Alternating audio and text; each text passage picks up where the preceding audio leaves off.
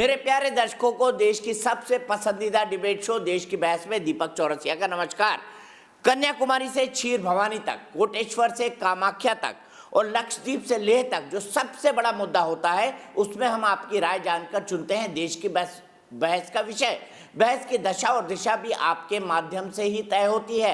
आप ये तय करते हैं कि बहस का डायरेक्शन क्या होगा और बहस किस दिशा में आगे जाएगी, क्योंकि हम आपके सरोकार से जुड़ी हुई बहस करते हैं। इसीलिए आज की बहस का मुद्दा है बाटला हाउस इनकाउंटर के बारे में। बाटला हाउस इनकाउंटर के बारे में सजा अब मिल चुकी है। जो आरिफ जुनैद नाम का आरोपी आतंकी था उसको सजा सुना दी गई है। उसको कितनी सजा मिलेगी इसका फैसला कोर्ट को अभी करना बाकी है। तो आइए हम आपको दिखाते हैं सबसे पहले आज के पोल का मत क्या है। वोट बैंक के लिए बाटला हाउस इनकाउंटर पर राजनीति किसकी? इसे 74% लोगों ने वोट देकर देश की बहस का मुद्दा बनाना चाहा है। मुझे आज तक याद है बाटला हाउस इनकाउंटर। मुझे आज तक याद है वो दिन, आज से 13 साल पहले, जब मैं भागते हुए जामिया नगर गया था, जब वहां पर इनकाउंटर शुरू हुआ था। मुझे आज तक याद है किस तरीके से मोहन चंद शर्मा जो शहीद हुए थे उनके शव को निकाल कर ले जाया जा रहा था। पहले वो घायल थे, लेकिन जब तक वो होली फैमिली हॉस्पिटल पहुंचते तब तक उनके प्राण पखेरु उड़ चुके थे। बाद में उन्हें शौर्य चक्र से भी नवाजा गया। लेकिन सवाल ये उठा कि बाटला हाउस इनकाउंटर के बारे में कितने लोगों ने सवाल उठाए, कितनी राजनीतिक पार्टियों ने उस पर राजनीति करने की कोशिश की। कांग्रेस पार्टी की बात कर लें, आप चाहे किसी भी पार्टी की बात कर ले, ममता बनर्जी की पार्टी टीएमसी की बात कर ले, समाजवादी पार्टी के नेता अमर सिंह की बात कर ले, सब लोगों ने वहां जाकर कहा कि ये बाटला हाउस इनकाउंटर फर्जी था। फर्जी लोगों को मारा गया, फर्जी ढंग से इस एनकाउंटर को किया गया। दिल्ली पुलिस का मोराल अपने सबसे नीचे पर था। ऐसे में सवाल ये उठता है, जब अब कोर्ट ने इस पर सहमति की मोहर लगा दी है कि बाटला हाउस में आतंकवादी ही छिपे थे जिन्होंने शहीद मोहन चंद शर्मा को शहीद किया, उसके बाद क्या इन तमाम राजनीतिक दलों को अब माफी नहीं मांगनी चाहिए?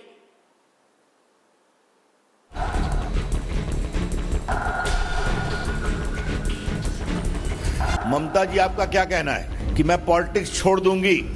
19 सितंबर 2008 के बाटला हाउस एनकाउंटर को फर्जी बताने वालों पर माफी मांगने के लिए अब बीजेपी ने जमकर प्रहार किया है। सुप्रीम कोर्ट के अहम फैसले में आरोपी आरिफ खान उर्फ जुनैद को दोषी करार दिया गया है। केंद्रीय मंत्री और बीजेपी के वरिष्ठ नेता रविशंकर प्रसाद ने विपक्ष का एनकाउंटर करते हुए कहा है कि वोट बैंक की राजनीति के लिए विपक्षी ने इसे जानबूझकर फर्जी एनकाउंटर बताया था। क्या मतलब है इसका? क्या वोट के लिए आतंकवाद के खिलाफ लड़ाई को इस तरह से कमजोर किया जाएगा? और ये सब वोट बैंक पॉलिटिक्स के लिए हो रहा था।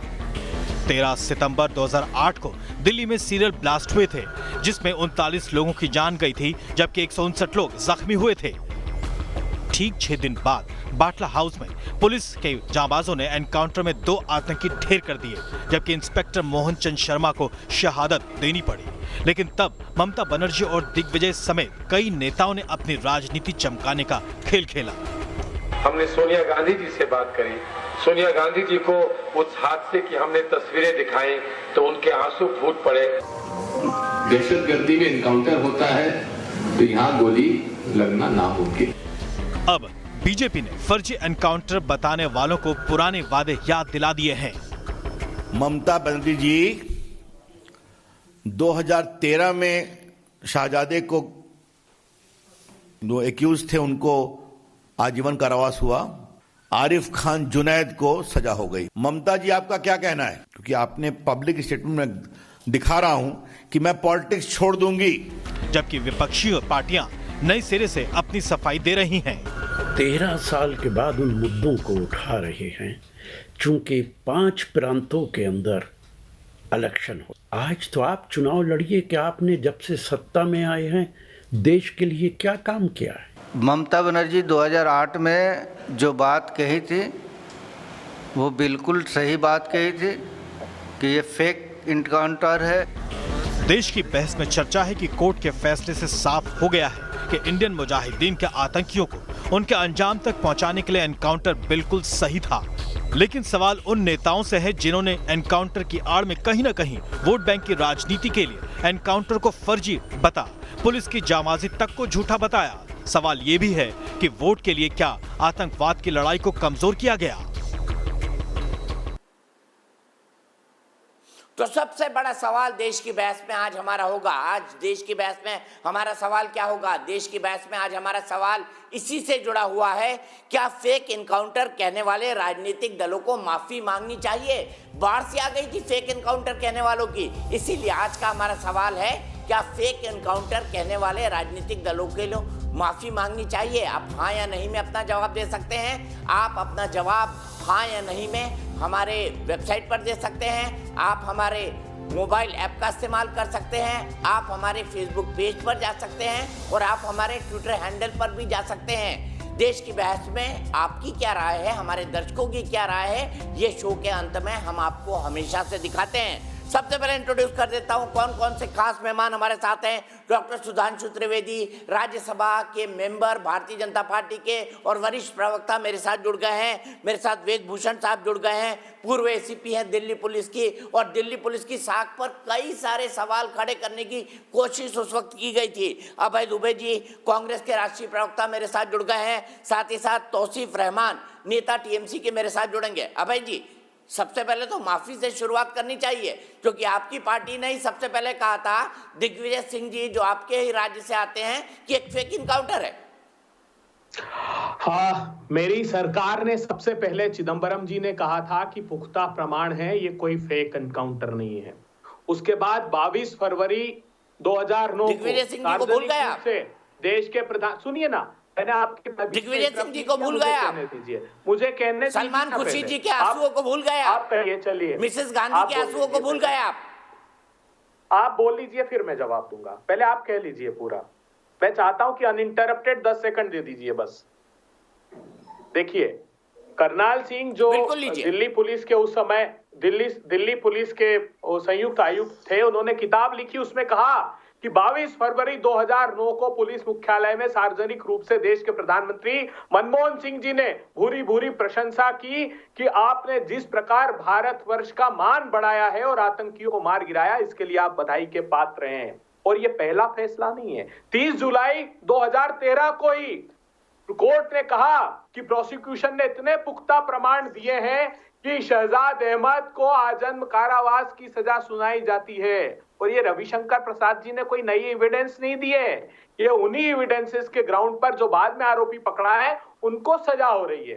भारतीय जनता पार्टी से दीपक चौरसिया जी, आप देश के मूर्धन्य पत्रकार हैं। न सिर्फ बाटला हाउस, मैं आपको जब से जानता हूं, जब आपने अमेरिका और खाड़ी देश के युद्ध को वहां मौके से कवर किया है, सच आपसे छुपा हुआ नहीं रह सकता। इनसे जरूर पूछिएगा कि हम पर आतंकवादियों का आरोप लगा रहे हैं, वही दिखा रहे हैं आतंकवाद का भूत जिन्होंने छोड़ा अजहर मसूद शहजाद। इनसे पूछिएगा, सैफुल्लाह फारूक को जानते हैं? ये सैफुल्लाह फारूक कौन है? जो वार्ड 33 में कश्मीर में जिसको इन्होंने टिकट दिया, इतना दुर्दार आतंकवादी जो पाकिस्तान में ट्रेनिंग लेकर आया, इनको पता है। 10 साल जेल हुई और उस दशक में उसने कत्लेआम किया जब पंडितों का कत्लेआम कश्मीर में हो रहा था। जेनू शेख को जानते हैं? ये जो बांग्लादेश का घुसपैठिया है, जो माइनॉरिटी सेल का अध्यक्ष था। ये ध्रुव सक्सेना को जानते हैं? जो पाकिस्तान के आतंकवादियों की, पाकिस्तान की सेना की मदद कर रहा था, समानांतर टेलीफोन एक्सचेंज चला रहा था और सेना की खुफिया जानकारी दे रहा था, जो इनके आईटी सेल का अध्यक्ष था। मैं मानता हूं आतंकवाद के साथ कोई समझौता नहीं होना चाहिए। कांग्रेस पार्टी के शीर्षस्थ नेताओं ने आतंकवाद के लिए अपने प्राणों को न्योछावर किया है, हमने दंश झेला है, इसलिए उसके समर्थन करने का पक्ष प्रश्न ही नहीं उठता। चिदम्बरम जी ने सुप्रीम कोर्ट में भी, हाई कोर्ट में भी पर सवाल क्यों उठाया? वेदुबे जी, इसका भी जवाब दे दीजिए। नहीं, देखिए, अच्छे भाषण देते हैं आप, बहुत अच्छे वक्ता हैं, मैं आपकी तो अपने कॉलेज के दिनों से तारीफ करता हूं, पर ये तो बता दीजिए, बाटला हाउस इनकाउंटर पर सवाल क्यों उठाए थे आपने फिर? देखिए दीपक जी, उस समय भी कांग्रेस पार्टी ने अधिकृत रूप से कहा था कि सरकार का वक्तव्य, चिदम्बरम जी बार बार कहा कि इसकी न्यायिक जांच कराइए। अधिकृत क्या होता है? आपके नेता तो कैंपेन कर रहे थे भाई, आजमगढ़ जा रहे थे। देखिए दीपक जी, अब आज के संदर्भित विषय पर ये चाहते हैं कि बचे, उस चर्चा से जो मुकुल राय, शुभेंदु अधिकारी, सोवन चटर्जी, हेमंत बिस्वा शर्मा, ये शारदा घोटाले के मुख्य आरोपी, इनसे पेट नहीं भरा तो उसके ब्रांड एम्बेसडर मिथुन चक्रवर्ती को ले आए। तो इनकी शरण में जो भी पापी आए वो पुण्यात्मा हो जाती है। ये नहीं चाहते पेट्रोल डीजल पर बात हो, ये नहीं चाहते गैस के बढ़े हुए दाम पर बात हो, बेरोजगारी पर बात हो, इसलिए रोज ऐसे विषय पर प्रेस कॉन्फ्रेंस करते हैं कि चुनाव को हिंदू मुस्लिम में बांट करके ये वोटों का ध्रुवीकरण कर ले। इससे ज्यादा कोई और उद्देश्य नहीं है। कोई भी राजनीतिक दल, मैं इनका भी कहता हूं, कोई भी राजनीतिक दल आतंकवादियों के साथ खड़े नहीं हो सकता। लेकिन एक प्रमाण में देता हूं जो जम्मू कश्मीर में इन्होंने किया है, जिस सैफुल्लाह को टिकट दिया जानते बूझते कि वो पाकिस्तान का ट्रेंड आतंकवादी है, 10 साल की सजा हुई, उसके बावजूद वार्ड 33 से टिकट दिया, ये इनका अपराध है। ठीक है, सीधे सुधांशु जी के पास चलता हूं। सुधांशु जी, माफी नहीं मांगनी चाहिए कांग्रेस पार्टी को?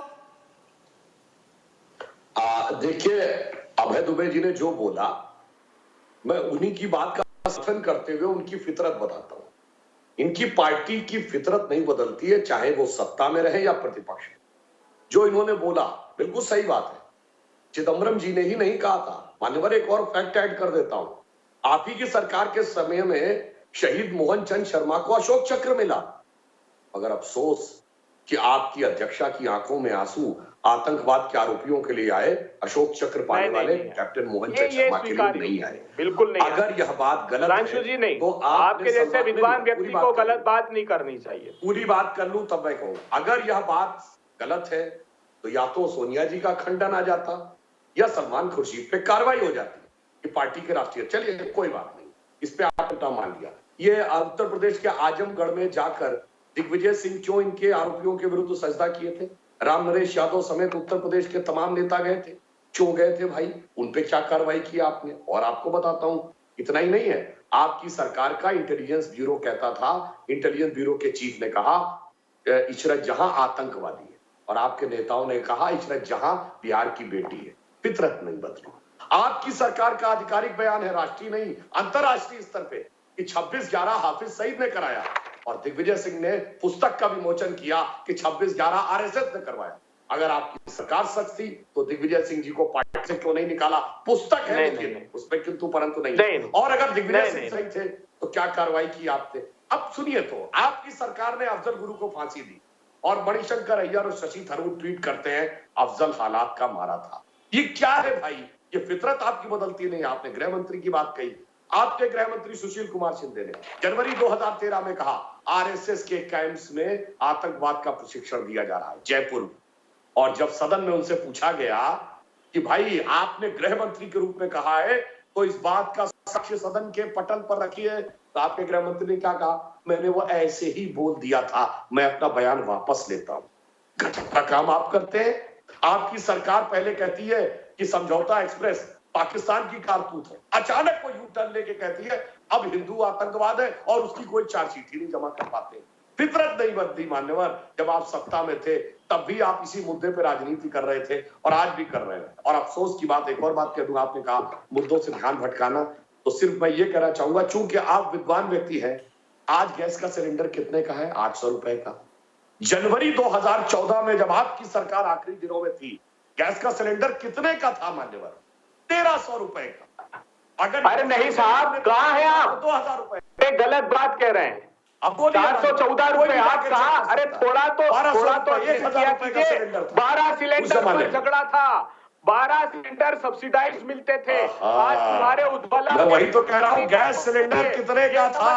अभय जी, इसमें बहस की गुंजाइश नहीं है। कोई भी जाकर चेक कर सकता है। पिछले 20 साल के डाटा अवेलेबल है कि किस वर्ष में, किस महीने में, किस गैस सिलेंडर का दाम कितना था। तो इसलिए मैं कहता हूं, मुद्दे की बात में आपके दम होता तो बंगाल में आप पीरजादा अब्बास की पार्टी की शरण में नहीं होते, असम में आप बदरुद्दीन अजमल की पार्टी की शरण में नहीं होते, और केरल में आप मुस्लिम लीग की शरण में नहीं होते। इसलिए मुद्दा हो या आतंकवाद हो, अफसोस आपको मुसलमानों में कि अच्छे जानकार, फनकार, कलाकार, वैज्ञानिक अच्छे नहीं लगे, आपको जिहादी, जल्लादी और आतंकवादी अच्छे लगते हैं। ये करके आपने वोट बैंक नहीं किया, मुस्लिम समाज का तुष्टीकरण नहीं, उसकी छवि का विनष्टीकरण। मुस्लिम लीग के साथ आप नहीं गए कभी जीवन में? राम ये बात जेठमलानी तो जी ने बिल्कुल नहीं ठीक कहा। है दुबे जी, और मैं आपसे सीधा सवाल पूछता हूं, भगवा आतंकवाद की थ्योरी भी उसी जमाने में दी गई थी। अब दुबे जी आप याद करिए, भगवा आतंकवाद की थ्योरी भी उसी जमाने में दी गई थी जो औंधे मुंह पड़ी थी। दीपक जी, मैं कुछ घटनाक्रम इनको याद दिलाना चाहता हूं, इनके स्मृति पटलों को चिन्हित कर दूं। अरे साहब, राम जेठमलानी जी भारतीय जनता पार्टी के नेता, क्या कहा? अफजल गुरु को सही न्याय नहीं मिला, उसको ट्रायल का सही अवसर नहीं मिला। आपने वो तो आपकी पार्टी से भी चुनाव लड़ लिए थे, वो तो आपकी पार्टी से भी चुनाव लड़ लिए थे अटल बिहारी वाजपेयी जी के खिलाफ 2004 में। आप भूल गए भाई जी। दीपक जी, वो जब भारतीय राम जेठमलानी आपकी पार्टी से चुनाव लड़े थे आखिरी में, सबसे आखिरी चुनाव उनका 2004 में रहते हुए उन्होंने कहा था, इन्होंने उस पर कोई आपत्ति नहीं ली। पीडीपी के मुखिया ने प्रधानमंत्री की मौजूदगी में कह दिया कि पाकिस्तान और आतंकवादियों का धन्यवाद करना चाहिए कि हमारे यहाँ चुनाव अच्छे से संपन्न हुए। तब प्रधानमंत्री जी ने एक शब्द नहीं बोला, तब आप सत्ता की भूख मिटाने में व्यस्त थे। देखिए, एक बुनियादी अंतर है कांग्रेस पार्टी और भारतीय जनता पार्टी में। भारतीय जनता पार्टी ने अपने देश के हितों को तज कर सत्ता की भूख मिटाई है। जैसा मैंने अभी कहा, शारदा नारदा की बात ही नहीं करते आप, वेस्ट बंगाल जाते, किस मुंह से करेंगे? सारे मुख्य आरोपी ले लिए, आपका एक बच गया था ब्रांड एम्बेसडर मिथुन चक्रवर्ती, उसको भी आपने अपनी पार्टी में ले लिया। आप जो बात कर रहे थे फ्यूल प्राइसेस की, तो मैं एक आपको बता दूं, 5 बार आप लोग कह चुके हैं कि जीएसटी दायरे में लेकर आएंगे। आपको सुधांशु त्रिवेदी जी, मैंने सुना आपने कहा कांग्रेस की सरकारें क्यों समर्थन नहीं करती। हमने तो किया, लेकिन उसमें वोटिंग का प्रोविजन भी है। 3/4 वोट से अगर जीएसटी काउंसिल में वोट कर लेंगे तो आपका निर्णय माना जाएगा। और हम तो स्वेच्छा से इसलिए कह रहे थे कि 5 साल तक जो स्टेट है उनको कंपनसेट करने का क्लॉज है उस जीएसटी में। और आपने फ्यूल जो डायनामिक फ्यूल प्राइसिंग पॉलिसी 2017 में लाई है, उसका भी आप उल्लंघन कर रहे हैं। तो देश की जनता को मूर्ख मत बनाइए। त्राहिमाम कर रही है महंगाई से, हाथ जोड़कर प्रार्थनाएं कम कर दीजिए। ये सिर्फ हिंदू मुस्लिम, आप शमशान कब्रिस्तान, दिवाली, रमजान कब तक, कितने दिनों तक करेंगे बताइए ना? एक के बाद एक कंपनियां हिंदुस्तान की आप बेचते जा रहे हैं, बेरोजगारी से युवा त्राहिमाम कर रहे हैं, उद्योग सारा गर्त में जा रहा है। सिर्फ चुनाव चुनाव चुनाव, 7 साल से सिर्फ यही कर रहे हैं। कुछ जीत खड़ी की है आपने, मैं मानता हूं, लेकिन युवाओं के रोजगार की हार की बुनियाद पर, उद्योगों की गर्त की तरक्की के नाम पर आपने गर्त में डाल दिया, उसके नाम पर जीत खड़ी की। सैनिकों और किसानों की शहादत के नाम पर कुछ जीत खड़ी की है, लेकिन अब आप हारना प्रारंभ हो गए। सुधांशु त्रिवेदी जी, याद रखिएगा, इन 5 चुनाव में आज के ठीक है। अब आपने अपने पॉइंट बोले। तौसीफ खान से एक सवाल लेता हूं, उसके बाद सुधांशु जी के पास जाऊंगा। तौसीफ, मुझे बताइए, क्या आज आपकी पार्टी को माफी नहीं मांगनी चाहिए? क्योंकि मुझे याद है वो दिन जब ममता बनर्जी बाटला हाउस गई थी, मैं वहां पर मौजूद था, अमर सिंह उनके साथ थे, और उन्होंने कहा था ये फर्जी इनकाउंटर है। तौसीफ। दीपक जी, आप सबको मेरा प्रणाम, और जितने भी पैनलिस्ट हैं उन सबको मेरा प्रणाम। देखिए, माफ़ी मांगने की अगर बात आप सिर्फ बटला हाउस को लेके चलेंगे और अगर आप इतिहास पे बात करेंगे तो ऐसे तो हमारे माननीय प्रधानमंत्री से लेके गृह मंत्री को भी माफ़ी मांगनी चाहिए, और ऐसे बहुत सारे किस्से हैं। और अगर किस्से बाहर आएंगे तो फिर माफ़ी का लाइनअप लग जाएगा और इसको कोई बचा नहीं सकता। देखिए, जो चीज़ पास्ट था उसको अगर आप खदेड़ेंगे और वहां बैठ के अगर आप नुक्स निकालते रहेंगे तो जैसे मैंने पहले भी कहा कि ऐसे बहुत सारे नुक्स बाहर निकलते रहेंगे और इसमें बचना काफी मुश्किल हो जाएगा। और सबसे पहले अगर नुक्स निकलने लगा तो दीपक जी, आप मुझसे बहुत सीनियर और मेरे सीनियर पैनलिस्ट भी हैं, उम्र में भी मैं छोटा हूं, तो धन्यवाद और प्रणाम करता हूं कि हमारे प्रधानमंत्री भी कहीं बचेंगे नहीं। हर जगह माफी मांगनी पड़ेगी, चाहे वो 2002 गुजरात हो, नोटबंदी हो, या चाहे जीएसटी हो। हर जगह हिंदुस्तान की जनता से माफी मांगनी पड़ेगी और गिड़गिड़ा के माफी कोई लेना देना नहीं है। आपकी पार्टी के नेता ने कहा था कि ये फर्जी इनकाउंटर है। चलिए, बाटला हाउस में प्रधानमंत्री का लेना देना नहीं है, 2002 गुजरात राइट में तो लेना देना था, अक्यूज तो थे। ममता बनर्जी ने किसी को शूट कर दिया?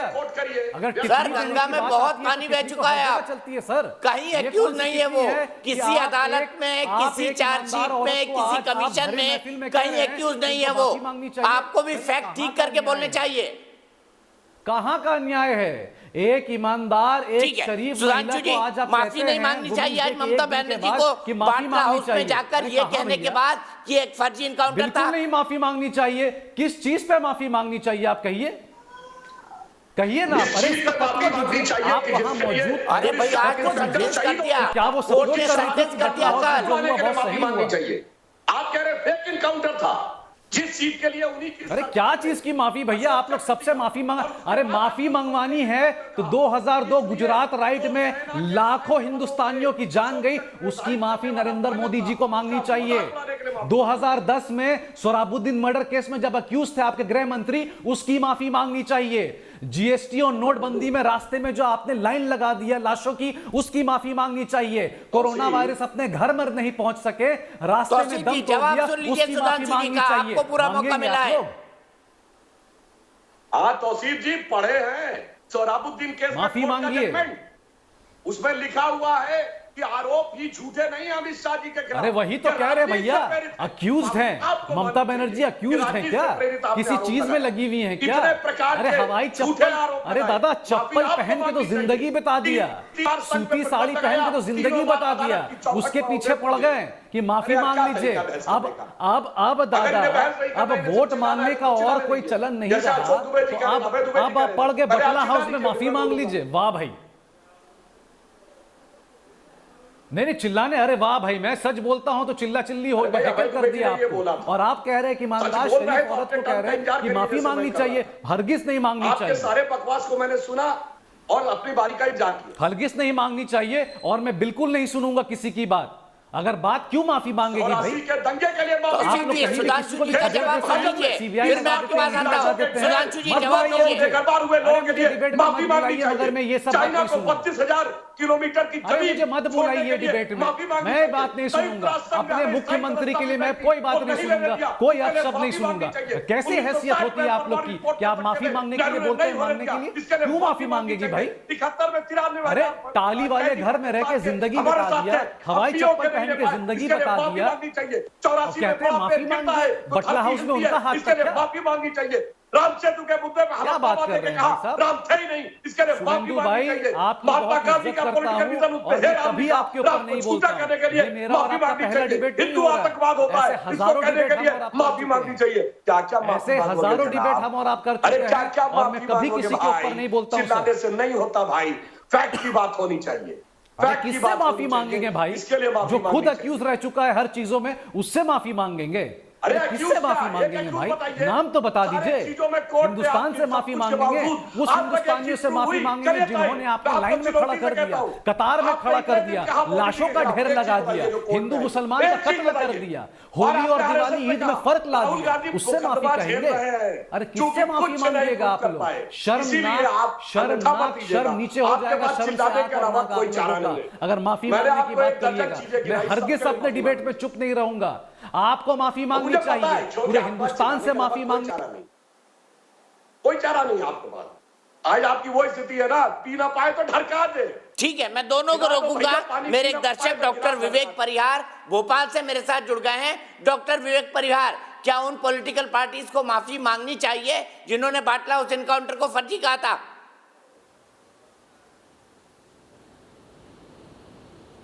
में इस चीज में पॉलिटिक्स करते हैं। सबसे सर्वप्रथम है देश के ऊपर कुछ नहीं, तो सबको जो भी पॉलिटिकल में सब चाहे वो किसी भी पार्टी का हो, ऐसे में राजनीति बिल्कुल नहीं करनी चाहिए। और स्टूडेंट तो और भी थे, और भी दिल्ली में रहकर लोग पढ़ाई करते हैं। क्या स्टूडेंट जो है वो गोली चलाना जानते हैं? तो ये जो है चीजें जो है उस समय ही सोचना चाहिए था। पॉलिटिकल जो भी लीडर्स थे उन्होंने इस चीज पे ऑब्जेक्शन उठाया। हमारे इंस्पेक्टर भी शहीद हुए, उसके बाद भी हम उस पर एक ऑब्जेक्शन उठा रहे हैं कि ये फर्जी इनकाउंटर था। तो ये सबको जो भी लोग हैं उनको ये इस पे विचार करना चाहिए, और कभी भी भविष्य में ऐसी चीजें बिल्कुल पॉलिटिकल जो है अप्रोच आप पर्सनल अपने हित के लिए आप देश को बिल्कुल चीजों को, और आतंकवादी जहां आतंकवादी गतिविधियां हैं आप उनको पॉजिटिव सही अपनी राजनीति में जोड़ने के लिए कभी भी ऐसा नहीं करना चाहिए। सबको माफी मांगनी चाहिए, जितने भी लोग हैं।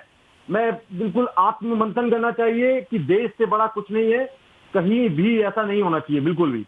जहां भी ऐसी घटना होती है बिल्कुल सही किया, बिल्कुल सही इनकाउंटर हुआ। बिल्कुल देश से बड़ा वोट बैंक नहीं हो सकता। डॉक्टर विवेक परिहार, आपने बिल्कुल ठीक बात बोली। सीधे मैं डॉक्टर त्रिवेदी के पास चलता हूं। डॉक्टर त्रिवेदी, मुझे बताइए, वोट बैंक को साधने के लिए पॉलिटिकल पार्टीज और क्या क्या करेंगी? मैं सिर्फ एक बात कहता हूं, जो परिहार जी ने कहा, एक गंभीर बात। आतंकवाद से पूरी दुनिया लड़ रही है, मगर सिर्फ भारत में ही एक ऐसी विचित्र स्थिति है जब आतंकवाद के मुद्दे को लेकर दो पक्षों 9/11 हुआ अमेरिका में, अमेरिका की कोई पॉलिटिकल पार्टी, अमेरिका किसी टीवी चैनल पे क्या ये बहस हुई कि उसके मुख्य आरोपी खालिद शेख या मोहम्मद अट्टा बेचारे निर्दोष थे, हालात के मारे थे, भटके हुए जवान थे? नहीं हुई ना। चाइना में होता है क्या, जर्मनी में होता है क्या, लंदन बॉम्बिंग में हुआ, मैड्रिड बॉम्बिंग में हुआ, ऑस्ट्रेलिया में हुआ, और तो छोड़िए बांग्लादेश में कभी हुआ, अभी श्रीलंका में हुआ। कभी बताइए वहां की दो पार्टियों ने दो अलग अलग कहा कि भारत में ही क्यों होता? और दुख की बात जानते क्या है, ऐसा नहीं जिससे मुस्लिम वोट मिलता है। अफसोस की बात यह है कि जब से ये सेकुलर शब्द आया 1976 में, उससे पहले मुस्लिम समाज में एक से एक लोग हुए जो, उससे पहले तो मुस्लिम समाज में दिलीप कुमार भी होते थे, मजरूर सुल्तानपुरी थे, कैफी आजमी थे, जिगर मुरादाबादी थे, अकबर इलाहाबादी थे, कमाल अमरोही थे, हजरत जयपुरी थे, साहिब लुधियानवी थे। कहां चले गए वो सब? डॉक्टर कलाम, आपके उस्ताद अमजद अली खां, उस्ताद बिस्मिल्लाह खां, ये मुस्लिम नजर नहीं आते। मुस्लिम नजर आता है जाकिर नायक, इशरत जहां, याकूब मेनन, मसर्रत आलम। ये कर करके आपने मुस्लिम समाज का इतना नुकसान किया जिसकी कोई हद नहीं। जिसने एक से एक फनकार, कलाकार और साइंसदान दिए, उसे अपना मानने को तैयार नहीं। 2007 का मुझे वर्ष याद है, डॉक्टर कलाम को दूसरा टर्म मिलना था, कोई विपक्षी दल तैयार नहीं था, कोई सेकुलरिज्म का सूरमा तैयार नहीं था। अफजल गुरु को क्लीमेंसी के लिए सब तैयार थे। मैं यहाँ बैठे लोगों से पूछता हूँ, याकूब मेनन का खूब नमाजे जनाजा बनाया, बताओ डॉक्टर कलाम के नमाजे जनाजा में कितने गए? बताइएगा। उस्ताद बिस्मिल्लाह खां के नमाजे जनाजा में कितने गए? आजमगढ़ में गए थे बटाला हाउस के इनकाउंटर के आरोपियों घर पे सिद्धा करने, वहीं पर ब्रिगेडियर मोहम्मद उस्मान, पहला गैलेंट्री अवार्ड पाने वाला भारत की आर्मी का शूरवीर, कितने गए सेकुलरिज्म के सूरमा उसके घर? 2015 में वीर अब्दुल हमीद की शहादत की 85वीं वर्षगांठ, कितने गए सेकुलरिज्म के सूरमा उसके घर? बात हिंदू मुसलमान की नहीं है। अबे जी और ताहिर जी सुन लीजिए, मुसलमानों में कट्टरवादी इंतहा पसंद सोच को अपने राजनीतिक हित के लिए उपयोग करने की है। आप आतंकवाद की बात करते हैं, कोटा लगाया हमने, आपने हटाया, कहा कि साहब ये तो मुस्लिमों के खिलाफ, चलो मान लिया, लगाया हमने था। अरे टाटा तो लगाया राजीव गांधी की सरकार ने और हटाया नरसिम्हा राव ने। वहां कौन मुसलमानों पे अत्याचार कर रहा था भाई? आपको अपराधी, आतंकवादी सब में मजहब दिखता है, मगर कलाकार, फनकार, साइंसदान इसमें नहीं दिखता है। अरे वाह दीपक जी, देखिए ये आज मुझे जवाब दीजिए अबाजी, सीरियस सवाल है आपके ऊपर। टाडा को हटाने की जरूरत क्यों पड़ी, बता दीजिए, इसका भी जवाब दे दीजिए।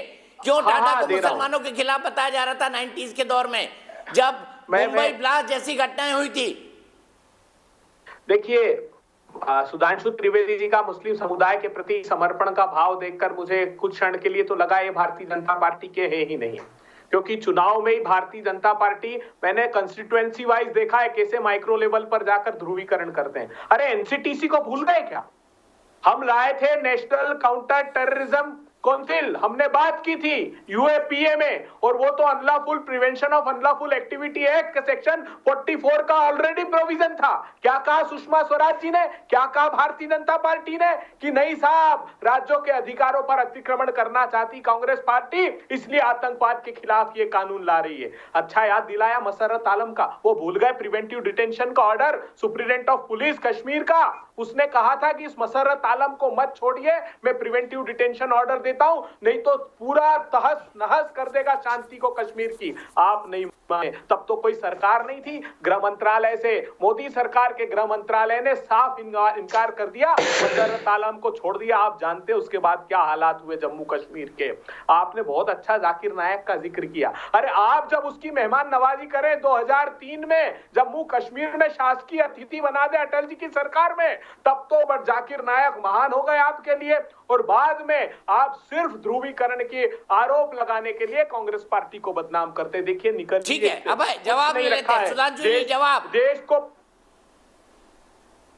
देखिए, मसर्रत आलम को लेके जो इनका झूठ है वो मैं बता देता हूं।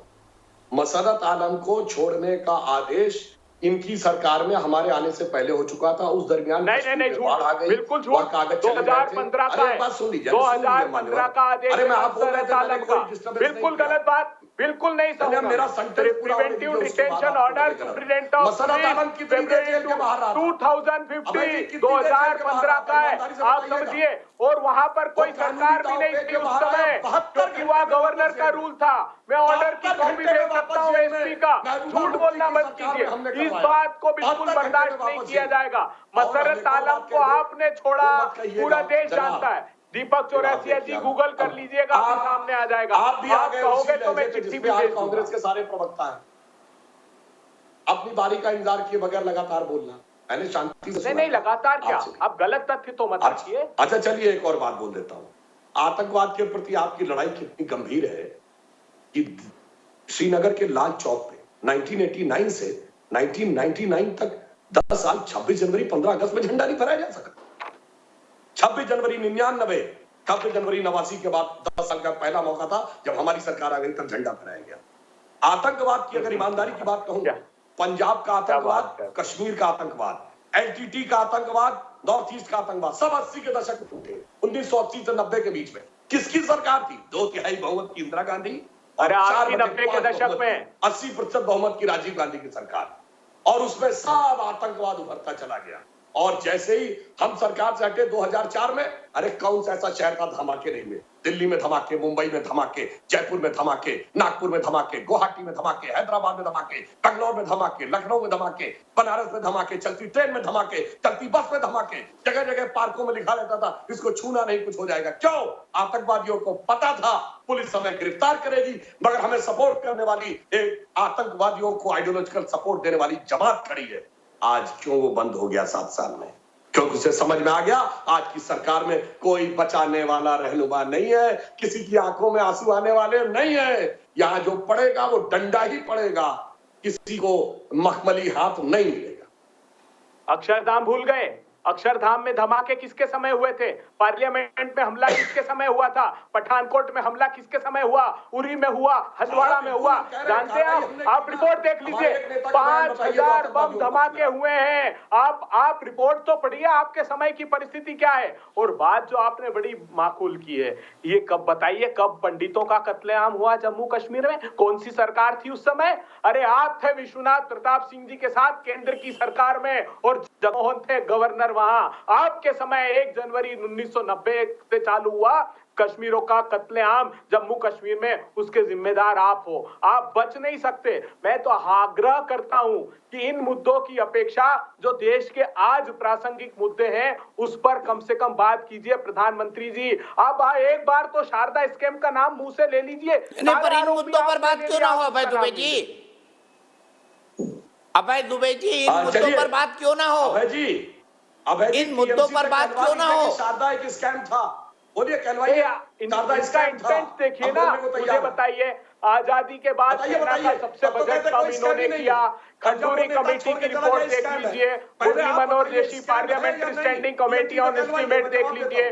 10I प्रिक्योरमेंट तक के पैसे नहीं देते। सेना को धोखा आप दे रहे हैं। सेना के शौर्य का इस्तेमाल राजनीति के लिए आप करते हैं। आजाद भारत के इतिहास का पहला राजनीतिक दल है भारतीय जनता पार्टी, जिसकी शिकायत सेना ने इलेक्शन कमीशन से की कि हमारे शहीदों की तस्वीर विज्ञापन में लगाकर चुनाव लड़ती है भारतीय जनता पार्टी। इससे ज्यादा शर्मनाक कुछ हो सकता है? सुधांशु त्रिवेदी, आप देश के बुनियादी मुद्दों पर बात कीजिए। सड़क छाप गुंडा, अरे आपने किया, हमने नहीं की। आपकी शिकायत हुई और सेना ने की आपकी शिकायत। कर देंगे। ये चुनाव में आपने वादा किया है घोषणा पत्र में, यानी आर्मी के दांत और नाखून तोड़ देंगे, ये आपने कहा। फिर उसको छोड़ देंगे, आतंकवाद से लड़ो बेटा। वाह भाई वाह, कहा था कि नहीं? बताइए, आपके चुनाव घोषणा पत्र में है कि नहीं? Arm services special power act खत्म करेंगे, बोलिए हाँ या ना? सेना अध्यक्ष सड़क छाप गुंडा है, बोला था कि हाँ या ना? सिद्धू ने जाके जनरल बाजवा को गले लगाया था, बोलिए हाँ या ना? बोलिए ना, बोलिए ना। कॉमन मुझे और जिस समय परमाणु विस्फोट हम कर रहे थे, सुनिए उस समय आपने नरसिम्हा राव की सरकार ने कदम वापस खींच लिए, तो बोलिए हाँ या ना? सुधांशु जी, एफ्स्पा जो है वो नॉर्थ ईस्ट का है, पढ़िए जरा उसको। ये 58 के एफ्स्पा की बात की हमने। एक बात, आपने कॉमन मिनिमम प्रोग्राम जो महबूबा मुफ्ती के साथ बनाया था ना, उसमें दिखाया आपने पक्ष में है ना, एफ्स्पा को हम जम्मू कश्मीर में बरकरार रखेंगे। ये आपने जब सत्ता की भूख लगाई तब आप कम से कम हमारा घोषणा पत्र तो पढ़ लेते। अरे आप बताइए, हमने कब एफ्स्पा का कहा जम्मू कश्मीर के? हमने नॉर्थ ईस्ट का कहा भाई। अरे आप का वो था, ये तो 90 ये चाहते हैं कि नॉर्थ ईस्ट में हटे मगर जम्मू कश्मीर में लगा रहे। बोलिए कि जम्मू कश्मीर में लगा रहे चाहते, नॉर्थ ईस्ट में हटे, बोलिए। अरे भाई, हमने अपने घोषणा पत्र में नहीं कहा, आपने कहा कॉमन मिनिमम प्रोग्राम में कि बरकरार रहेगा। आपने कहा बरकरार रहे, आप हटा लेंगे, रिव्यू करेंगे उसको, एफ्स्पा को आपने कहा। आपने महबूबा मुफ्ती से वादा किया था कि 370 को बरकरार रखेंगे, हमने नहीं किया था। अरे यार, अब तो हमने खत्म कर दिया, आप कौन सी बात कर रहे हैं? विरोध आपने किया, आपके नेता सदन में खड़े होकर कहा प्रोग्राम तो अंतरराष्ट्रीय मुद्दा है। रंजन चौधरी ने गजब है भाई, प्लीज आप पढ़िए, यूएन के किया नहीं जा सकता ऐसा। आप पढ़िए घोषणा, आप हमारा घोषणा पत्र पढ़िए। हमने जो कहा है वो नॉर्थ ईस्ट का कहा, और आपका बता दूं, आपने कहा कि रिव्यू करेंगे जम्मू कश्मीर का एफ्स्पा। ये कॉमन मिनिमम प्रोग्राम का बिंदु क्रमांक 14 है आपका। एक बार पढ़िएगा, जो अमित शाह साहब ने और महबूबा मुफ्ती ने साइन किया, उसको पढ़िए। आपने आर्टिकल 370 को भी बरकरार रखने का वादा उनसे किया था। आपने कहा था कि आर्टिकल 35 कंटिन्यू करेंगे, ये उनसे कहा था। 370 खत्म, महबूबा मुफ्ती के साथ रहते हुए हमने हुर्रियत के नेताओं अरे साहब, सुनिए, आपके जमाने में आपकी सत्ता की समाप्त हो गई, इसलिए आपने आर्टिकल 370 हटा दिया। महबूबा के साथ थे तब तक आप उसको कंटिन्यू करना चाहते थे, आर्थिक मामलों में जांच को फेस करते हुए। अरे जनाब, हमारे और आपके जमाने में बड़ा भारी अंतर आ गया, आपने ये जवाब नहीं दिया। अरे बहुत देख लिया हमने। ठीक है सुधांशु जी, अभय जी, आप दोनों को जाना है, आप दोनों को जाना है। मुझे पता है डिबेट बहुत शानदार चल रहा है, इसको हम लगातार जारी रख सकते हैं, लेकिन आप दोनों को जाना है। मेरे साथ नए मेहमान जुड़ेंगे। इसी बीच मैं गजेंद्र सिंह के पास चलता हूँ, दिल्ली में मेरे एक दर्शक। गजेंद्र सिंह, क्या उन पॉलिटिकल पार्टीज को माफी मांगनी चाहिए जिन्होंने बाटला हाउस एनकाउंटर पर सवाल उठाए थे?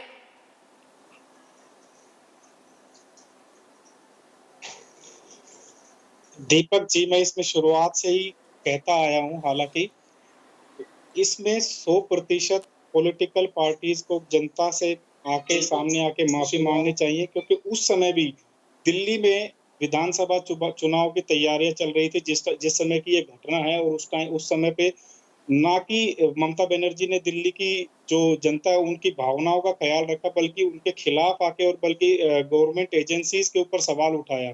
यही काम उन्होंने अभी जब सीबीआई ने बंगाल में रेड डाली थी, वो करती आ रही है। अभी उनका सीधा सा एक उद्देश्य हो गया है, कोई भी सरकारी एजेंसियां कोई भी काम करने को जाती है तो उनको सीधा रोका जाता है। तो मेरा ये मानना है कि उनको दिल्ली की जनता से, देश की जनता से माफी मांगनी चाहिए, और उनकी जबान के मुताबिक जो उन्होंने तैयारी की है अब नॉमिनेशन भरने की, कि भाई मैं राजनीति से संन्यास ले लूंगी, अगर ये बात मेरी गलत साबित होती है, तो अब उनकी बात गलत साबित हो गई है, तो उनको अब अपना पर्चा भी दाखिल नहीं करना चाहिए। ठीक है, सीधे तौसीफ के पास चलता हूं। तौसीफ, दर्शक क्या बोल रहे हैं आप सुन रहे हैं? नॉमिनेशन ही नहीं भरना चाहिए ममता बनर्जी जी को अब नंदीग्राम से। देखिए ये सब मासूम चीज़ें हैं, मासूम बातें कर रहे हैं, इनोसेंट हैं काफ़ी, और ये सब बातों में लड़ाई करना ठीक भी नहीं है। बहुत अच्छा मासूम बोल रहे हैं आप इन बातों को। देखिए मासूम शब्द का मतलब पता है आपको? मैं एक ही बात करूंगा। अगर बात माफी मांगने की आ गई ना सर, तो मैं आपको बता रहा हूं कि आज से 5 साल के बाद मैं और आप इसी डिबेट में बैठेंगे और आप भी यहीं रहेंगे।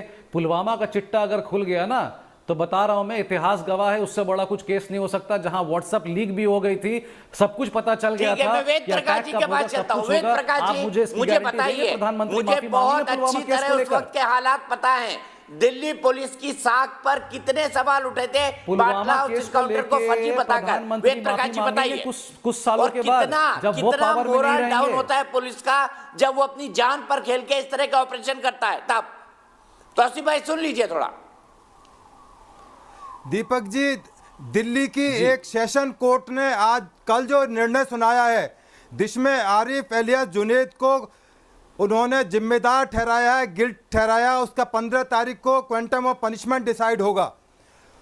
उससे पहले आतिफ और साजिद जो क्रॉस फायरिंग में मारे गए थे, आपको याद होगा कितने लोग national human rights commission supreme court में पिटीशन लेकर गए कि स्पेशल सेल के अधिकारियों, उनके पुलिस वालों के खिलाफ मुकदमा मर्डर का दर्ज किया जाए। उनकी बात माननीय सुप्रीम कोर्ट ने national human rights commissioner turn down कर दी। आज ये ऐतिहासिक फैसला आया है, दिल्ली पुलिस के ऊपर जो दाग था, स्पेशल सेल के ऊपर जो दाग इन लोगों ने लगाया था, कोर्ट ने उनको ना केवल उससे ऋण मुक्त कर दिया है, ये साबित कर दिया है कि वो फेक एनकाउंटर नहीं था, क्योंकि इसमें तमाम दलीलों को सुना गया, साइंटिफिक एविडेंस को उसमें अप्रिशिएट किया गया, सीसीटीवी फुटेज को ली गई तमाम तरह के जो बयानात थे, गवाहों के बयानात थे, पुलिस के बयानात थे।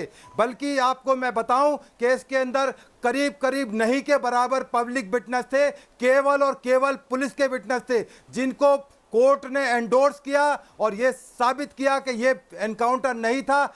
जो एमसी शर्मा थे, उनका एक एनकाउंटर किया गया, उनका मर्डर किया गया, जिसकी सजा फांसी है। ये rarest of the rare case है जहां पर पुलिस के ऊपर अटैक किया गया। और जो आरिफ फरिया जुनैद, जिनकी अभी आज सजा हुई है कल, वो भाग गए थे नेपाल से, दिल्ली पुलिस की स्पेशल सेल अरेस्ट करके लाए, उसका ट्रायल हुआ। उससे पहले शमशाद नाम के जो क्रिमिनल थे, उग्रवादी थे, उनको आजीवन कारावास उम्र कैद की सजा है, वो तिहाड़ जेल के अंदर बंद है। तो इन तमाम चीज़ों को कैलकुलेट करते हुए आज जो दिल्ली पुलिस को संतुष्टि मिली है, जो दिल्ली पुलिस के स्पेशल सेल के ऊपर दाग लगा हुआ था, बदनुमा दाग कुछ लोगों ने लगाया था, उससे मुक्त हो गए।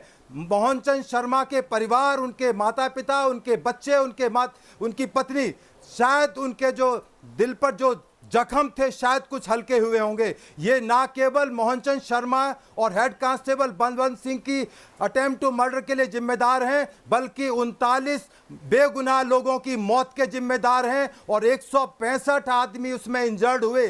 दिल्ली के रहने वाले सीरियल ब्लास्ट केस के लिए ये बहुत बड़ा एक, ये तमाम उन चीज़ों के लिए जिम्मेदार हैं। राजनीतिक लोग कितना भी अपने आप को पाक साफ करना चाहें, परंतु दिल्ली पुलिस आज बिल्कुल बेदाग हो गई है, इन सब चीज़ों से मुक्त हो गई है और दिल्ली पुलिस एक प्रोफेशनल फोर्स है, साबित कर दिया है और जल्दी ही इसके अच्छे परिणाम आपको सामने मिलेंगे। दिल्ली पुलिस अपना बेहतरीन काम करके दिखाएगी। बिल्कुल ठीक, बिल्कुल ठीक। राधिका खेड़ा जी, आपको याद होगा सलमान खुर्शीद का वो बयान कि बाटला हाउस एनकाउंटर के बाद सोनिया गांधी जी की आंखों से आंसू निकल गए थे। आज आपको नहीं लगता आपकी पार्टी को माफी मांगनी चाहिए, जब अदालत आरिफ जुनैद को दोषी करार दे चुकी है, बाकी लोग ऑलरेडी कन्विक्टेड हैं? आपको शायद याद होगा उस समय के गृह मंत्री पी चिदम्बरम जी ने साफ तौर से कहा था कि ये आतंकवादी है। अब सलमान खुर्शीद साहब ने क्या कहा वो आप उनसे पूछेगा, क्योंकि मैं उनकी प्रवक्ता नहीं हूं, मैं कांग्रेस पार्टी की प्रवक्ता हूं और कांग्रेस पार्टी के नेता है राधिका जी, आतंकवाद आपकी पार्टी के नेता है वो। आप किसी के बीच में नहीं बोलते, मुझे कंप्लीट करने दीजिए। मैं पार्टी की प्रवक्ता हूँ, किसी व्यक्ति विशेष की प्रवक्ता नहीं हूँ। दूसरी बात, जब बात आती है कि कांग्रेस पार्टी और आतंकवाद की बात करते हैं, तो कांग्रेस पार्टी से ज्यादा आतंकवाद को किसने देखा है और किसने झेला है? और आप सोनिया जी की बात कर रहे हैं, जिन्होंने अपनी पूरे परिवार को, आधे से ज्यादा हिस्से परिवार को, अपने पति तक को, अपनी सासू माँ तक को उन्होंने आतंकवाद के हाथों खोया है। और कांग्रेस पार्टी सबसे ज्यादा आतंकवाद, हमने 2 प्रधानमंत्री पूर्व खोए और आज तक हम झेल रहे हैं। आपको छत्तीसगढ़ तो बहुत ज्यादा पुराना किस्सा भी नहीं है जो हमने देखा क्या हुआ। तो आतंकवादी के लिए कोई, क्या हमारी पार्टी में से कभी आंसू बहा सकता है? आप भी एक इंसान है, कोई भी इंसान का आतंकवादी के लिए एक आंसू बहा सकता है। तो ये कहना कि सोनिया जी ने आंसू बहाए, तो ये तो मैं तो सलमान खुर्शीद जी का बयान याद दिला रहा हूँ। राधिका खेड़ा जी, मैं वहाँ पर मौजूद था जब सलमान जी ने बयान दिया था। उसके बाद बात भी हुई कि सलमान जी इस बयान को वापस लेंगे, उन्होंने कभी वापस नहीं लिया, क्योंकि 2012 के विधानसभा के चुनाव थे उस वक्त। मैंने आपको हमारे देश के गृह मंत्री, कांग्रेस पार्टी के वरिष्ठ नेता पी चिदम्बरम जी का आपके नेता है सलमान खुर्शीद, या उनको आप कह रही है कि हमारे नेता नहीं है सलमान खुर्शीद? दीपक जी, पी चिदम्बरम साहब कांग्रेस सरकार के गृह मंत्री थे और उन्होंने साफ तौर पे इनको आतंकवादी कहा। और मैं फिर दोहराऊंगी, कांग्रेस से ज्यादा आतंकवाद क्या होता है कोई नहीं पार्टी समझती इस देश में। हमने अपने 2 प्रधानमंत्री और अन्य कार्यकर्ता खोए हैं। ठीक है, तो इस बात को कहना कि कांग्रेस क्या, हम तो कह रहे हैं कि वो आतंकवादी, और पकड़ा ठीक है, किसने? इसी सवाल को लेके मैं गुरु प्रकाश जी के पास चलता हूँ। गुरु प्रकाश जी बताइए, क्या ये एक्सप्लेनेशन लॉजिकल है या कांग्रेस पार्टी को माफी मांगनी चाहिए? नहीं, देखिए कितने सुविधा से, कितने कन्वीनियंस के हिसाब से इन्होंने सलमान खुर्शीद जी के बयान को डिसोन कर दिया। ताज्जुब होता है, पूरे देश के सामने आप ये स्वीकार तक करने को तैयार नहीं है। देखिए दीपक जी, मुझे समस्या तब होती है जब विपक्ष देश के अंदर महागठबंधन बनाता था। अब इंटरनेशनल लेवल पे ब्रेकिंग इंडिया फोर्सेस के साथ इंटरनेशनल लेवल पे महागठबंधन बन रहा है। हम लोगों ने देखा है किस प्रकार कैसे कैसे लोगों के साथ इन्होंने गठबंधन किया है। क्या ममता बनर्जी, क्या अरविंद केजरीवाल, क्या सलमान खुर्शीद, क्या दिग्विजय सिंह, क्या पी चिदम्बरम, सबने कहा था दिल्ली पुलिस के शौर्य को, दिल्ली पुलिस के शहादत को आपने सवाल खड़ा किया था, अपमानित किया था आपने उस परिवार को, उस महिला को जो विधवा हो गई थी, उन बच्चों को जो अनाथ हो गए थे। आज आपको देश के सामने आज मौका मिला है, आज कम से कम एक शब्द बोल दीजिए आप। आज आपसे एक शब्द नहीं निकलेगा। आपकी आंख के आंसू सूख गए हैं क्या, मुझे समझ में नहीं आता है। आप माफी नहीं मांग सकते हैं। पूरे देश के सामने ये शो पूरा देश देखता है। राधिका जी, मैं आपसे विनम्रता पूर्वक आग्रह करता हूं, बहुत लंबा समय लग गया है, कल साकेत कोर्ट का ये निर्णय आया है। आज उस परिवार पे क्या बीती होगी पिछले 12 वर्षों में, आप कल्पना कर सकती हैं। तुष्टीकरण के नाम पे आप दोहरे मापदंड के हर रोज नए कीर्तिमान बनाते हैं और अगले ही दिन उस कीर्तिमान को ध्वस्त भी कर देते हैं। लगातार आप इतिहास की बात करती हैं। 1970 में मुस्लिम पर्सनल लॉ बोर्ड को विधिवत किसने किया था? आप लोगों ने। सेटेनिक वर्सेस को जो पूरे दुनिया में कहीं बैन नहीं हुआ तो उसको बैन किसने किया था? मौलानाओं के दबाव में, भारत में आप लोगों ने। उसके बाद 2007 में तब के प्रधानमंत्री मनमोहन सिंह जी कहते हैं कि देश के संसाधनों पे पहला हक मुसलमानों का है। तुष्टीकरण की राजनीति आप लोगों ने लगातार की है। हर रोज आप नए दोहरे मापदंड के कीर्तिमान बनाते हैं और ध्वस्त करते हैं। आज समय मिला है आपको, पूरे देश के सामने आत्ममंथन करिए। आप लोग वैसे भी हाशिए पे चले गए लोग हैं, आत्ममंथन करना चाहिए और तुरंत अपने हिसाब से आप बयान को पलट देते हैं। सलमान खुर्शीद के बयान को आप आज नकार रहे हैं। दीपक जी पुराने पत्रकार है, मैं एहतेशाम भाई के पास चलता हूं, एहतेशाम भाई के पास चलता हूं। राधिका, मैं आपको बताऊंगा आपसे गुरु प्रकाश जी की बात का जवाब लेना, लेकिन एहतेशाम जी बताइए, क्या आप अभी भी कहेंगे कि बाटला हाउस इनकाउंटर फर्जी था कोर्ट के डिसीजन के बाद?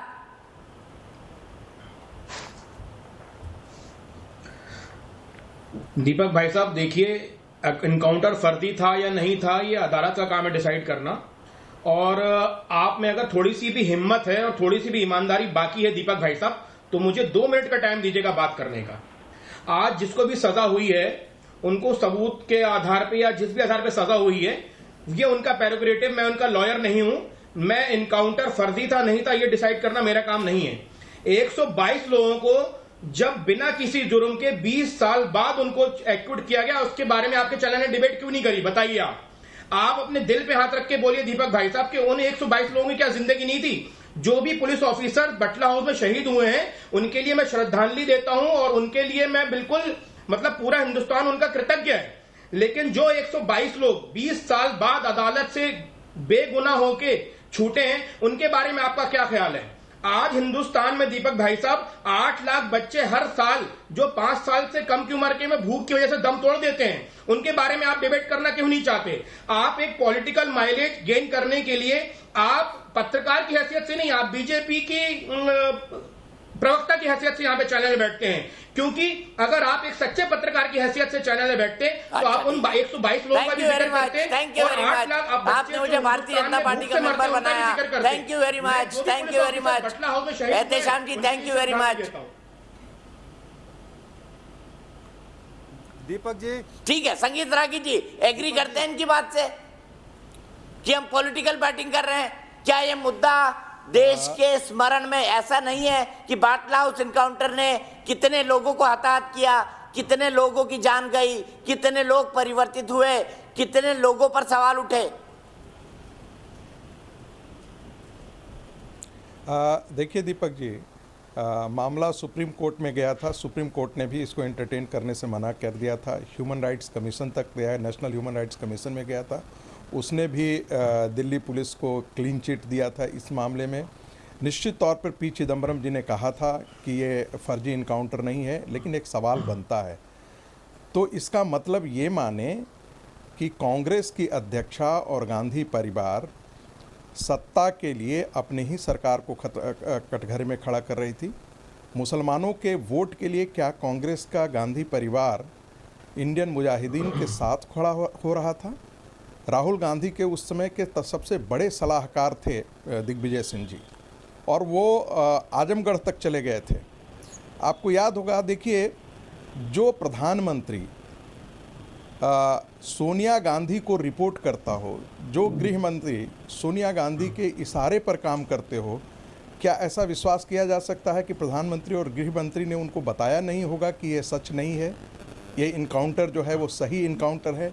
लेकिन इसके बावजूद भी सोनिया गांधी ने यदि इस पर चुप्पी साधे रही और सलमान खुर्शीद से ये कहवाई कि ये फर्जी इनकाउंटर हैं और सोनिया गांधी रो रही हैं, तो इसका मतलब यही किया जा सकता है कि आप उन इंडियन मुजाहिदीन के साथ पीएफआई ठीक है, के साथ। तो हम बात कर रहे हैं बाटला हाउस इनकाउंटर पर। बाटला हाउस इनकाउंटर को फर्जी बोलने वाले पॉलिटिकल पार्टी के नेताओं को अब माफी मांगनी चाहिए। हम ये कह रहे हैं, ये हम इसलिए कह रहे हैं क्योंकि बाटला हाउस इनकाउंटर जब हुआ था आज से 13 साल पहले, तब कई सवाल उठाए गए थे। इस इनकाउंटर को फर्जी बताया गया था, इस इनकाउंटर पर कई तरह के सवाल खड़े किए गए थे। दिल्ली पुलिस के जिस जांबाज महेश मोहन चंद्र शर्मा की शहीदी हुई थी, उनकी शहीदों के भी सवालों के घेरे में खड़ा किया गया था। इसी पर बात करने के लिए हमारे साथ कई सारे खास मेहमान हैं। गुरु प्रकाश जी, भारतीय जनता पार्टी के राष्ट्रीय प्रवक्ता, वेद भूषण साहब, पूर्व एसीपी दिल्ली पुलिस, संगीत रागी जी, राजनीतिक विश्लेषक, राधिका खेड़ा जी, प्रवक्ता कांग्रेस पार्टी, और एहतेशाम हाशमी, राजनीतिक विश्लेषक और सुप्रीम कोर्ट के एडवोकेट। लेकिन सबसे पहले मैं अजय सिंह के पास चलता हूं। अजय सिंह मुंबई से मेरे साथ जुड़े हुए हैं। अजय जी, क्या आपको लगता है कि इन पॉलिटिकल पार्टीज को माफी मांगनी चाहिए?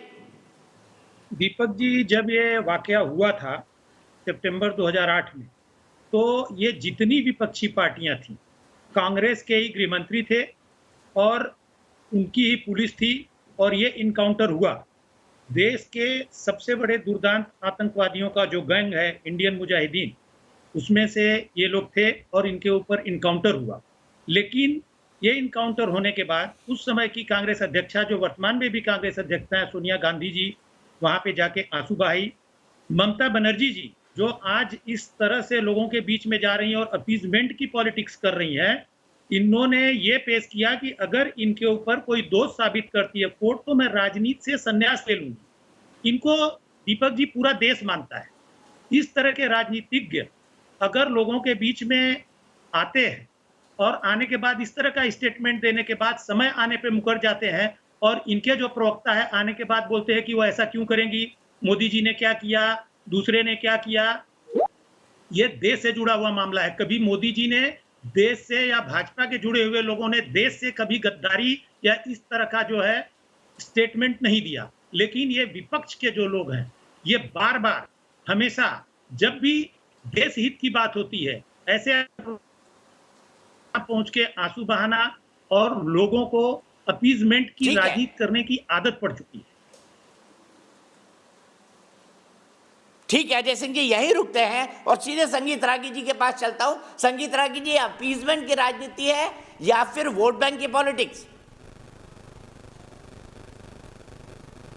देखिए, ममता जी ने इसलिए ऐसा कहा कि उनको 30% बंगाल के मुसलमानों का वोट चाहिए था। वो उनको पता है कि यदि हम बंगाल के मुसलमानों के साथ यदि हम उनके खिलाफ हम सत्य बोल देंगे, कह देंगे कि बांग्लादेशी मुसलमान यहाँ से बाहर जाएं, या मुसलमानों का हम अपीजमेंट नहीं करेंगे और 30% वोट में वो कटौती हो जाएगी, तो निश्चित तौर पर ममता बनर्जी की राजनीतिक ज़मीन बंगाल से उखड़ जाएगी।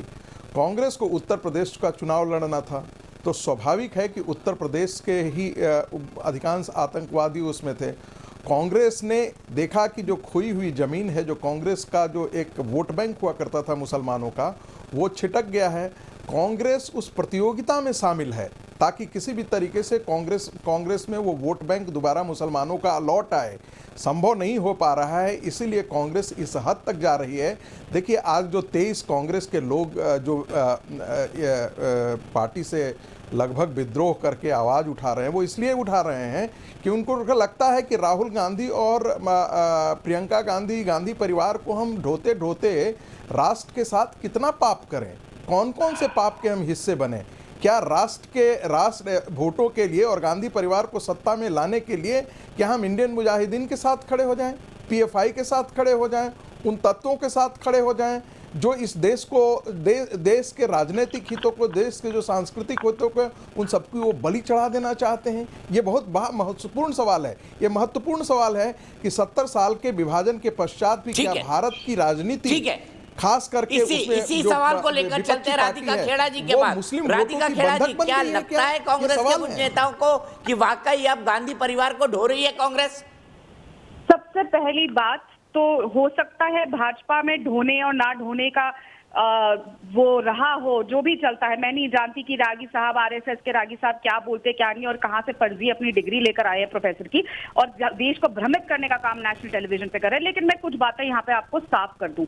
ये जब इनकाउंटर हुआ था उसके बाद आप लोग जो बार बार कह रहे हैं कि सोनिया जी ने आंसू बहाए, कांग्रेस को माफी मांगनी चाहिए, क्या कांग्रेस को टेररिस्ट बुलाने की माफी मांगनी चाहिए? क्या कांग्रेस को शहीद मदन मोहन शर्मा जी को अवार्ड देने के लिए 2009 में किसकी सरकार थी दीपक जी? हमारी सरकार थी कांग्रेस यूपीए की। 26 जनवरी 2009 में किसने अशोक चक्र दिया शहीद मदन मोहन शर्मा जी को? कांग्रेस पार्टी। आधे लोग तो कह रहे थे ना फर्जी इनकाउंटर है। राधिका, दिग्विजय सिंह जैसे आधे लोग कह रहे थे ना, आधी कांग्रेस कह रही थी फर्जी इनकाउंटर है। सर साहब, आप किसी के बीच में नहीं बोले थे जब वो झूठ बोल रहे थे और जहीरा फैला। यही विभाजन है ना, यही विभाजन है ना। इन लोगों के बीच में बोली थी, मुझे कंप्लीट करने दीजिए ना। मैं उम्मीद करती हूं कि कोई मेरे बीच में बोलेगा। आप जब ये लोग झूठ बोल रहे थे, कांग्रेस के नेताओं के बारे में अपशब्द बोल रहे थे, आप चुपचाप सुनते रहे। तो उम्मीद करती हूँ जब मैं देश की जनता को सच बोल रही हूँ आपको इतनी तकलीफ नहीं होगी और आप मुझे बोलने देंगे। और हमारे ही सरकार के होम मंत्री, गृह मंत्री पी चिदम्बरम साहब ने साफ तौर से कहा था कि ये इनकाउंटर असली है और ये टेररिस्ट है। कौन सी सरकार के मंत्री थे? तो आप लोग ये बात बताइए ना, क्यों आप एक झूठा फ्रेमवर्क बनाते हैं? और सच्चाई ये है कि कांग्रेस कभी भी किसी भी टेररिस्ट के साथ नहीं दी है। वो भाजपा की सरकार थी जो होम डिलीवरी करके आई थी अफगानिस्तान में टेररिस्ट की। तो आप मत बताइए कि आप लोग कैसे टेररिस्ट से डील करते हैं। हमारी सरकार थी जब ये दो जो लोग पकड़े गए उनको लाइफ इम्प्रिजनमेंट हुई, तब भी भाजपा की सरकार नहीं थी। एक आदमी भागा, वो आज उसको सजा हुई है। तो ये असलियत है। तो ये बार बार बोलना और तुष्टीकरण की राजनीति कौन करता है? मैं गुरु प्रकाश जी के बाद चलता हूँ आप ही की बात का जवाब लेने के लिए। गुरु प्रकाश जी, आप लोग तो टेररिस्टों की होम डिलीवरी करके आते हैं, आरोप लगा रही राधिका जी आप पर। मसूद अजहर के बारे में बोल रही हैं, उमर शेख के बारे में बोल रही हैं।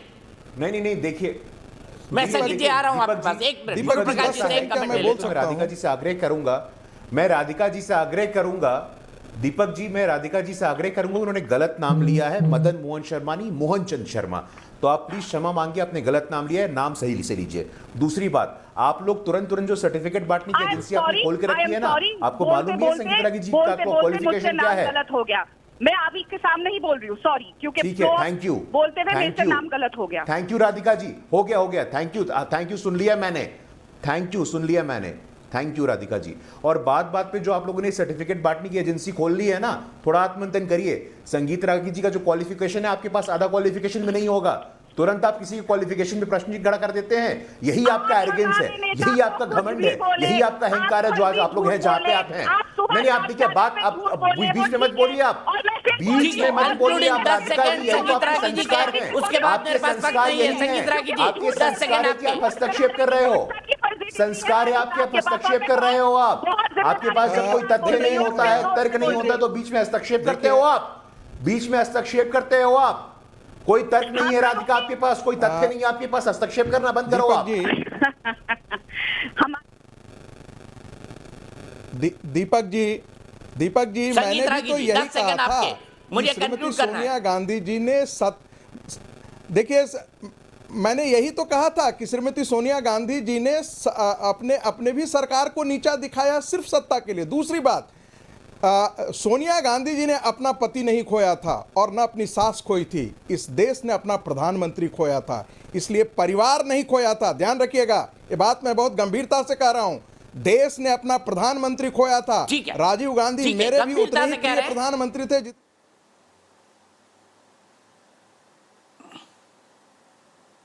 ठीक है, देश की बहस के दर्शकों से हमने जो सवाल पूछा था, 93% कह रहे हैं कि उन पॉलिटिकल पार्टीज को माफी मांगनी चाहिए जिन्होंने बाटला हाउस इनकाउंटर को फर्जी कहा था। फिलहाल एक ब्रेक।